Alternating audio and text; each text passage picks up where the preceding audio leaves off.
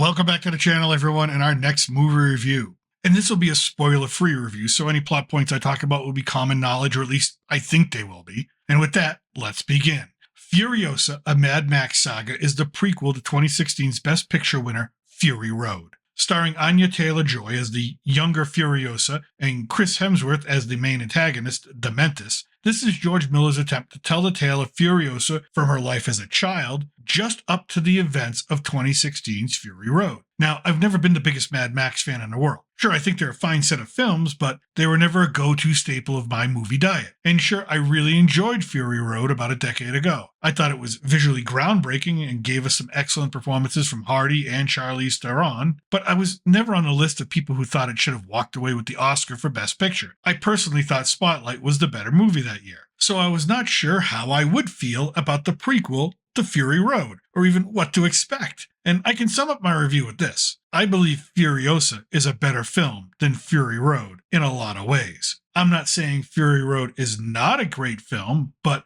having seen them both, and maybe I'm being a prisoner of the moment with this one, but yeah, everything that made Fury Road a great film was in Furiosa. However, the story, the narrative, I found much more gripping, and I felt much more invested in the character of Furiosa in this offering than with his predecessor. Now, don't misunderstand me. This film is 2 hours and 28 minutes, and only about 10 of those minutes are spent in first gear. This film idles at 75 miles per hour, and when it tries to bury the needle, well, I can't quite remember a cinematic experience like it. It was so tense and filled with peril in almost every frame, you will be physically exhausted after seeing it. It demands so much of you in that regard that this film is anything but passive entertainment. The opening chase scene occurs about 3 minutes in, and that's it. It just does not stop, with the exception of once or twice in between harrowing, life-threatening, impossible escape scenarios to allow you to take a breath. The main run down Fury Road is one of the highlights, both in terms of storytelling, stunt work, visual effects, cinematography, and as fantastical as it all looks,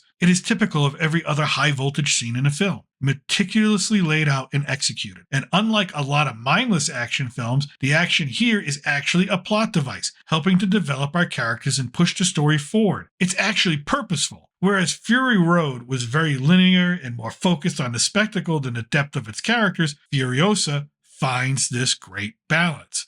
Now, I know a lot about the girl boss trope in movie reviews nowadays, how the girl boss, or Mary Sue, or whatever you want to call them, does not earn their hero status. Nothing could be further from the truth with Furiosa. Anya Taylor-Joy is put through absolute hell, is shaped by tragedy, forged in violence and rage, and her character earns every bit of her status as a badass and much more. And of course, Anya Taylor-Joy kills it in this role. She carries her character's rage and thirst for vengeance in every movement of her body. She didn't even need dialogue. She has very little to begin with, and that's a great thing for two reasons. First, she can emote so well that it is clear to anyone watching what she is feeling and what she is thinking. Second, when she does speak, because it is so rare, it means so much more. Her words become emotional currency because they are so few and far between. But here's the kicker. As good as Anya is, Chris Hemsworth totally redefines who he is as an actor with his turn as Dementus, the antagonist of the film.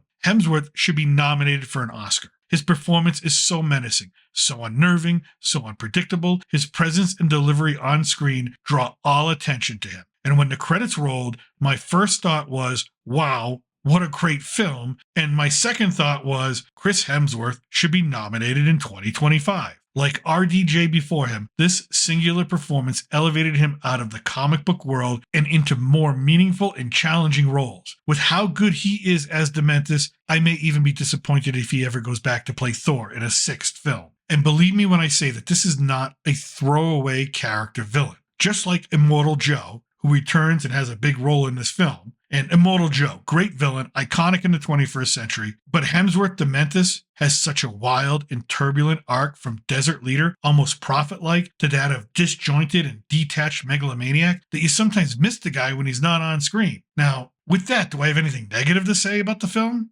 Yes, I have a couple of critiques. The first is that the CGI used in the beginning sequence was noticeable, actually flickering on the IMAX screen to the point of being distracting. It didn't last long, but it was not something that could be ignored. And the second critique is this.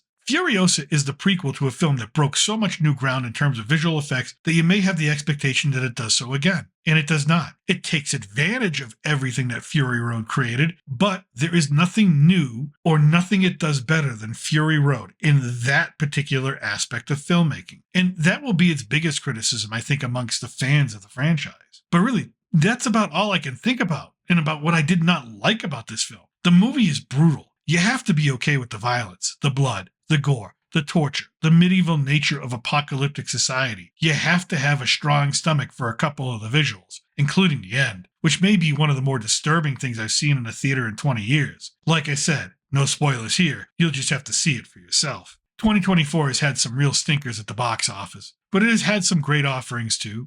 Dune Part 2, Bob Marley, One Love, and now Furiosa, which had my theater group split over which was the best movie of 2024 so far. Some of us said Dune Part 2, and the other half said Furiosa. And regardless of where you might fall on that debate, the point is this: Furiosa has groups of movie lovers talking about whether or not it is the best film of the year so far. A conversation I think it's worthy of, and a movie that I cannot wait to see again, and a movie I cannot wait to purchase on Blu-ray and add to my collection. So yes, the Gringo recommends Furiosa, a Mad Max saga. An awesome experience, an incredible script and story, some of the best acting seen all year, top-notch direction, visuals, editing, set design, costuming, hell, even the colorization choices in the film were meaningful and impactful to the story. So yeah, I really liked this film. And that's what I think. Let me know what you think in the comment section below. Did you see it? What did you think of it? And do you think it was as good or better than Fury Road? And remember to click on the thumbnails for my other reviews, including my new Monday tradition of reviewing a classic retro movie. Thank you for listening, and remember, I'm still your reluctant gringo, and from south of the border, salut and a huevo.